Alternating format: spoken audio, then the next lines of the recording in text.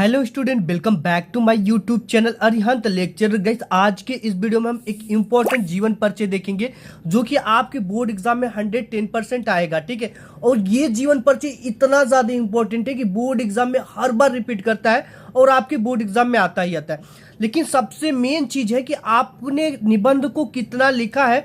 Board exam में ये matter नहीं करता, आपने निबंध को लिखने का सही तरीका फॉलो किया है, ये सबसे ज़्यादा मैटर करता है। देखो, बोर्ड एग्जाम में आपकी क्वांटिटी मैटर नहीं करेगी, आपकी क्वालिटी मैटर करेगी। ठीक है, वर्ड लिमिट का ध्यान देते हुए अगर एक परफेक्ट लिख दोगे आप निबंध, तो आपके एक भी नंबर बोर्ड एग्जाम में नहीं कर सकते। अगर आज की इस वीडियो पर आप क्लिक किए हो तो आप एक लकी इंसान हो, क्योंकि ये जो वीडियो आप देख रहे हो स्वयं एक एग्जामिनर से देख रहे हो, और मैं बहुत सारे एग्जामिनर से यही चीजें बात करता हूँ। देखो, सबसे ज्यादा नंबर निबंध पे ही करते हैं, हर एक बच्चे का निबंध पे ही आकर नंबर कटते हैं। ठीक है, अगर आज की इस वीडियो को आपने पूरा देख लिया तो आपके एक भी नंबर नहीं कटेगा। मैंने अपने साथ में चेक करने वाले कॉपी बहुत सारे एग्जामिनर से जब बात करता हूं तो एक चीज सामने निकल कर आता है। मैं कहता हूं हैंड राइटिंग खराब है तो क्या बच्चे का नंबर कट जाएगा क्या पर किसी भी निबंध पर? तो वो बोलते नहीं। तो मैं यही सवाल करता हूँ, भाई नंबर कहाँ पे काटते? निबंध पे तो नंबर आप लोग काटते हैं, आखिर क्यों करता है उसका निबंध पे नंबर? तो वो जो चीजें बताया, एक ही चीज बताया कि नंबर अगर हैंड राइटिंग पढ़ने योग्य है तो उस पर नंबर नहीं कटेगा। ठीक है, तो जो वो चीजें बताया कि नंबर कहाँ पे कटता, आज की इस वीडियो में डिस्कस करेंगे। अगर इस ट्रिक से अगर आपने निबंध बोर्ड एग्जाम में लिख दिया, चाहे जिस भी विचारधारा का एग्जामिनर हो, ठीक है, चाहे जितना वो खराब से खराब एग्जामिनर हो, अगर उसके सामने ऐसे लिखी कॉपी चली गई, ऐसा लिखा निबंध चला गया, तो 100 में 100 यानी पूरा का पूरा नंबर देने के लिए मजबूर हो जाएगा। ठीक है, 12th में 9 नंबर का आता है, वहीं 10th में ये 7 नंबर का आता है। ठीक है, तो ये जो वीडियो है ये क्लास 10th और क्लास 12th दोनों के लिए है, और ये बहुत महत्वपूर्ण निबंध है दोनों के लिए। ठीक है, हिंदी के सबसे महत्वपूर्ण निबंध है, बोर्ड परीक्षा में आएगा। पर्यावरण प्रदूषण पर निबंध आपको कैसे लिखना है, 110% आपको आज की इस वीडियो में, आपने YouTube पे बहुत सारे वीडियो देखा होगा, बट ये जो तरीका है ये सबसे अलग एवं जीनियस तरीका है। ठीक है, ये आपको पूरा नंबर दिला देगा, मजबूर कर देता है टीचर को। टॉपर कैसे लिखते, बोर्ड एग्जाम में टॉपर कैसे लिखते हैं और लिखने का सबसे सही तरीका क्या होता है, ये जो निबंध है ये वेरी वेरी इंपॉर्टेंट है। ऐसे लिखने पर टीचर आपको देंगे पूरे नंबर। अगर 7 नंबर का है तो पूरा का पूरा 7 नंबर मिलेगा, एंड अगर 9 नंबर का है तो आपको पूरा का पूरा 9 नंबर मिलेगा। एक ही निबंध को 2 छात्र लिखते हैं लेकिन नंबर अलग अलग क्यों आते हैं? एक टॉपर लिखता है उसका नंबर अलग आता है, एक नॉर्मल स्टूडेंट लिखता है उसका नंबर अलग आता है। अगर एक टॉपर 9 नंबर के इसको निबंध को लिखता है तो उसको पूरा का पूरा 9 नंबर मिल जाता है। अगर 7 नंबर की लिखता है तो 7 नंबर उसका पूरा का पूरा मिल जाता है। अगर वहीं एक नॉर्मल स्टूडेंट इसी निबंध को लिखेगा तो उसे 9 में कितना नंबर मिलेगा? 6। यहीं पे नंबर कटता है। 7 में कितना नंबर मिलेगा? 4 नंबर। तो भाई इसके जो 3 नंबर और 2 नंबर कट रहे हैं, ये कहाँ पे कट रहे हैं और क्यों कट रहे हैं? आज के अगर इस वीडियो को आप मिस कर दोगे तो आप दोबारा ये कभी नहीं जान पाओगे कि इसके जो नंबर कटे वो कहाँ पे कटे हैं। ठीक है, तो इस पूरे वीडियो को शुरू से लेकर अंत तक वॉच कर लेना, तो आपके एक भी नंबर अब नहीं कटेंगे। ठीक है, और ये जो पर्यावरण प्रदूषण है ये बोर्ड एग्जाम में किस तरह से पूछता है, यहाँ पे देखो, पर्यावरण प्रदूषण कारण व निवारण, तो भी आपको यही लिखना है जो हम आपको बताएंगे। पर्यावरण प्रदूषण समस्या व समाधान, ये भी पूछेगा तो यही चीजें आपको लिखना है जो मैं आपको बताऊंगा। धरती की रक्षा, पर्यावरण सुरक्षा, ये भी पूछेगा तो आपको ऐसे ही लिखना है। प्रदूषण पर निबंध ऐसे ही लिखना है जैसे मैं बताऊंगा। पर्यावरण सुरक्षा का महत्व, पर्यावरण प्रदूषण का कारण और निवारण और उसका उपाय। ठीक है, तो यहाँ पे मैं सबसे पहले आता हूँ। सबसे पहले आपको निबंध लेखन डाल देना है। ठीक है, जैसे एक पेपर हमारे पास इसमें पूछा गया, यहाँ पे देख सकते हो आप कि पर्यावरण प्रदूषण की समस्या और समाधान, इस तरह से पूछा गया। ठीक है, तो सबसे पहले निबंध लेखन इसकी हेड पर डालना, ये सबसे इंपॉर्टेंट चीज है। अब इसके बाद आपको क्या करना है, प्रश्नोत्तर संख्या कितने के अंतर्गत आ रहा है? ये 30 के अंतर्गत आ रहा है, 30 के। तो यहाँ पे 30 डालना है, और जो भी टाइटल आपके पेपर में दिया उसी टाइटल को यहाँ पे लिखना है। ठीक, जैसे इस पेपर में दिया है पर्यावरण प्रदूषण की समस्या और समाधान, तो यहाँ पे वही चीजें को लिखा गया। इसको आप ब्लैक पेन और ब्लैक स्केच दोनों से लिख सकते हो। सबसे इंपॉर्टेंट एक कोटेशन आता है, इस कोटेशन आप एक जरूर लिखना। ठीक है, ये आपके निबंध में 4 चांद लगा देती। कोटेशन आप इंग्लिश और हिंदी में दोनों लिख सकते हो, क्योंकि अधिकतर जो टॉपर की कॉपी आई उसमें इंग्लिश में कोटेशन मिलता है और हिंदी में भी मिलता है। ठीक है, ये एक अच्छा लगता है। और जब भी कोटेशन लिखना, इन्वर्टेड कॉमा में ब्लैक पेन से और बीच में लिखना। देखो यहाँ पे, हम सब मिलकर प्रदूषण को मिटाएंगे, पर्यावरण को स्वच्छ व सुंदर बनाएंगे, ये देखने में अच्छा लगा। अब इसके बाद है रूपरेखा। रूपरेखा में क्या है? प्रस्तावना, प्रदूषण का अर्थ, प्रदूषण के प्रकार, वायु प्रदूषण, यहाँ पे है वायु प्रदूषण, जल प्रदूषण, ध्वनि प्रदूषण, रासायनिक प्रदूषण। नेक्स्ट है प्रदूषण की समस्या, यहाँ पे हेडिंग। इसके बाद प्रदूषण को रोकने का उपाय, उपसंहार। इससे एग्जामिनर को ये पता चलेगा कि बच्चे ने इस पूरे हेडिंग के अंतर्गत इस पूरे निबंध को क्या किया है, कवर किया है, और यहीं से आपके पूरे नंबर मिलने स्टार्ट हो जाते हैं। सबसे पहले इसकी हेडिंग है प्रस्तावना। प्रस्तावना मतलब होता है प्रस्तुत करना, ठीक है, जिसमें हम क्या क्या चीजें जानेंगे, देखते हैं। आज के समय में प्रदूषण विश्व की सबसे बड़ी समस्या है, ठीक है। ये भारत की ही नहीं, आज पूरा विश्व इस पर्यावरण प्रदूषण से, इस प्रदूषण से क्या है, जूझ रहा है। विश्व में तेजी से बढ़ती जनसंख्या पर्यावरण प्रदूषण का सबसे मेन और मुख्य कारण जनसंख्या है, क्योंकि जनसंख्या के पेट भरने के लिए, जनसंख्या को सुख सुविधा देने के लिए ही पर्यावरण प्रदूषित हो रहा है। उसके लिए तरह तरह की चीजें बनाई जा रही है, अच्छे से अच्छे केमिकल बनाए जा रहे हैं, अच्छे से अच्छे उपकरण बनाए जा रहे हैं, ठीक है। जनसंख्या पर्यावरण प्रदूषण का सबसे बड़ा कारण जनसंख्या वृद्धि है। पर्यावरण के, यहाँ पे है पर्यावरण के सभी घटक जैसे वायु, जल, मृदा आदि का प्रदूषित होना ही पर्यावरण प्रदूषण कहलाता है। अगर वायु प्रदूषित हो गया, जल प्रदूषित हो गया, मृदा मतलब मिट्टी का प्रदूषित हो जाना, आदि का प्रदूषित हो जाना ही पर्यावरण प्रदूषण कहलाता है, ठीक है। जैसे कि ये वायु है, वायु में अनेक प्रकार की गैसें मिल गई। जल में क्या हो गया, जल में गंदा जल मिल गया, कचरा बहा दिए। मृदा में क्या किए, हम केमिकल डाल रहे हैं, रासायनिक चीजों का छिड़काव कर रहे हैं, यूरिया डाई डाल रहे हैं, इससे हमारा मृदा भी क्या हो रहा है, प्रदूषित हो रहा है। अब यहाँ पे वातावरण में हानिकारक तत्व आ जाने से वातावरण का दूषित हो जाता है, जिससे जीवधारियों का जीवन संकट में पड़ जाता है। इस समस्या को पर्यावरण प्रदूषण कहते हैं, ठीक है। पर्यावरण प्रदूषण का अर्थ देखो ये है कि मतलब कि वो समस्त क्षेत्र जहाँ पे अगर हम रहते हैं, अगर हमको वहाँ पे जीने में प्रॉब्लम हो जाए, सांस लेने में दिक्कत हो जाए और हमको कठिनाइयों का सामना करना पड़े एक नॉर्मल जीवन जीने में, तो उस समस्त क्षेत्र को हम क्या कहेंगे कि यहाँ का जो पर्यावरण है वो प्रदूषण हो चुका है, ठीक है, प्रदूषित हो चुका है। तो यही बोला गया, जिससे जीवधारियों का जीवन संकट में पड़ जाता है। इस समस्या को पर्यावरण प्रदूषण कहते हैं। नेक्स्ट देखते हैं, आपका है प्रदूषण के प्रकार, यानी आज के समय में प्रदूषण हमें किस प्रकार कितने प्रकार के हैं। आज के वातावरण में प्रदूषण जो है वो निम्न रूपों में दिखाई पड़ता है। पहला वायु प्रदूषण, दूसरा सबसे ज्यादा प्रमुख प्रदूषण है जल प्रदूषण, और तीसरा ध्वनि प्रदूषण, और चौथा रासायनिक प्रदूषण। और यहाँ पे है वायु प्रदूषण, ठीक है। पहला हम देखेंगे वायु प्रदूषण।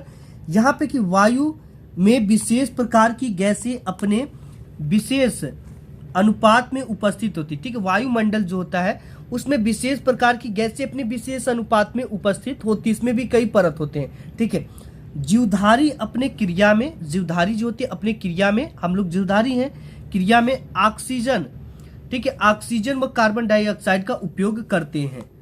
जैसे कि हम, जैसे मनुष्य जो होता है वो ऑक्सीजन का उपयोग करता है, वहीं जो पेड़ पौधे भी जीवधारी हैं एक तरह से, ठीक है, वो कार्बन डाइऑक्साइड का उपयोग करते हैं। तो हम लोग ऑक्सीजन का उपयोग करके कार्बन डाइऑक्साइड छोड़ते हैं, वो लोग कार्बन डाइऑक्साइड का उपयोग कर ऑक्सीजन छोड़ते हैं, जो हमें काम आता है। अब यहाँ पे उपयोग करते हैं मानव, यहाँ पे है मानव, ठीक है। मानव अपनी आवश्यकता के कारण वायु को प्रदूषित कर रहा है। वायु प्रदूषण का, यहाँ पे है प्रदूषण का मुख्य कारण उद्योगों और वाहनों से निकलने वाला धुआं है, ठीक है। क्योंकि देखो वायु सबसे ज्यादा जो प्रदूषित होता है वो देखो यहाँ पे आपके जो ट्रक है, मोटर है, कार है, ठीक है, वायुयान है, इससे निकलने वाली जो धुआं है, फैक्ट्री है, उद्योग है, इससे जो धुआं निकलेगी तो वो हमारे वायु को क्या करेगी, प्रदूषित करेगी। ये सब चीजें आपको लिखना है। इसके बाद है जल प्रदूषण। अब जल तो आप जानते हो कि कैसे प्रदूषण होगा। अब यहाँ पे देखो हेडिंग है जल प्रदूषण। जल का हमारे जीवन में सबसे महत्वपूर्ण योगदान है, क्योंकि जल है तो कल है, या जल ही जीवन है। आप इसको ब्लैक पेन से इन्वर्टेड कॉमा में इंपॉर्टेंट चीजों को लिखना होता है। आप इसके जगह पे वाटर इज लाइफ भी लिख सकते हो, या जल है तो कल है ये भी लिख सकते हो। ये सब चीजें ब्लैक पेन से होगी, जिससे एग्जामिनर का निगाहें पड़ेंगी और वो समझ जाएगा कि बच्चा पढ़ने में काफी अच्छा है और आपको पूरा का पूरा नंबर देगा, एक भी नंबर आपके नहीं कटेंगे। आपकी हैंडराइटिंग चाहे जैसे, अगर ये सब चीज़ें डाली गई बीच बीच में, ब्लैक ब्लू पेन का उपयोग किया गया है, तो आपके एक भी नंबर नहीं कटेंगे।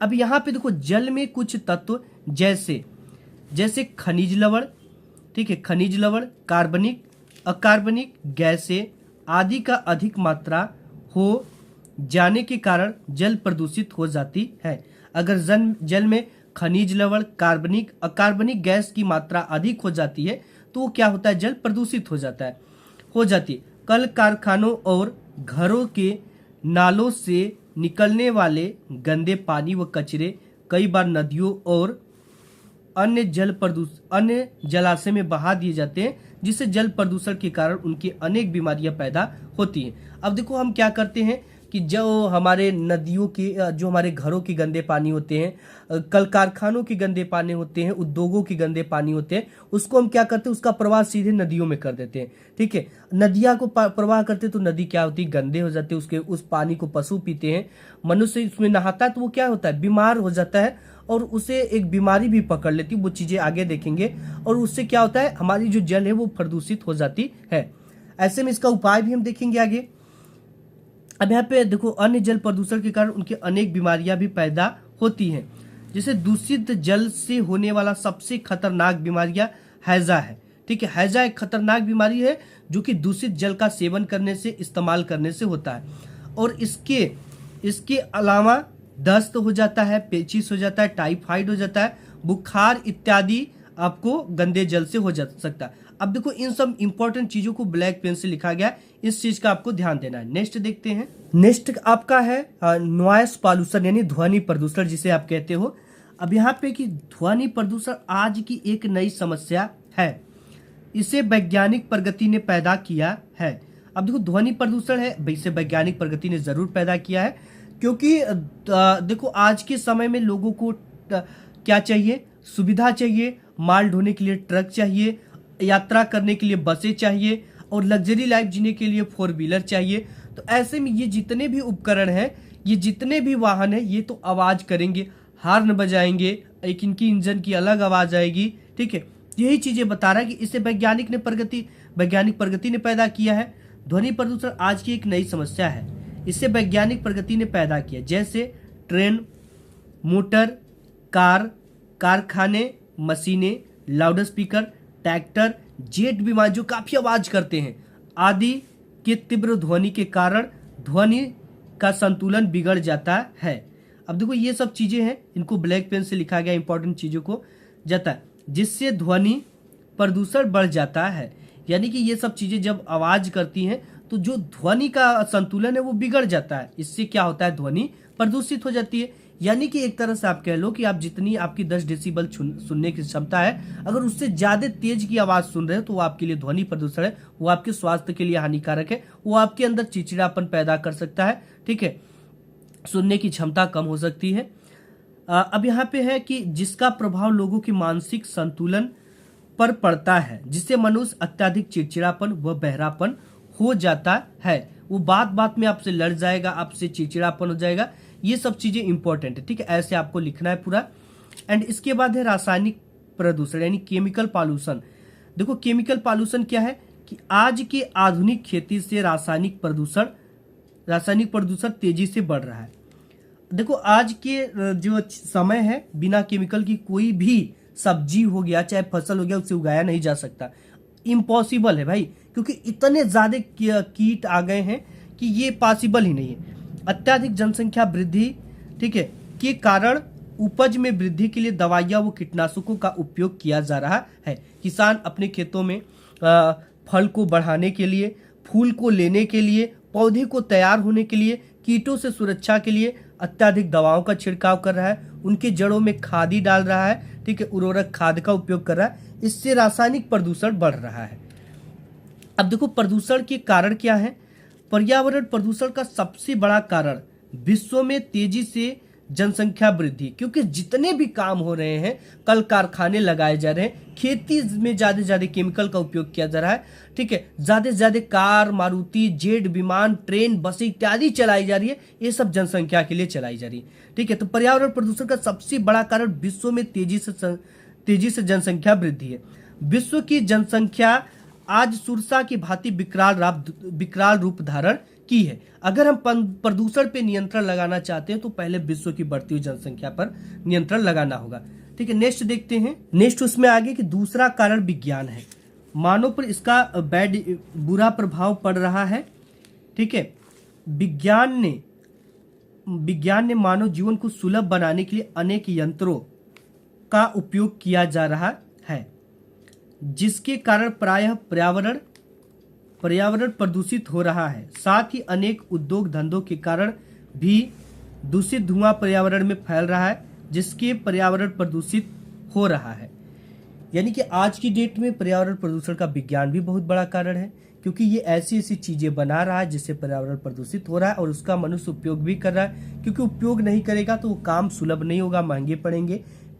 अब यहाँ पे प्रदूषण को रोकने का उपाय क्या हो सकता है? देखो, बढ़ती हुई जनसंख्या पर रोकथाम सबसे बड़ा इसका उपाय है। ठीक है, क्या है उपाय? बढ़ती हुई जनसंख्या पर रोकथाम तथा अधिक वृक्षारोपण किया जाए।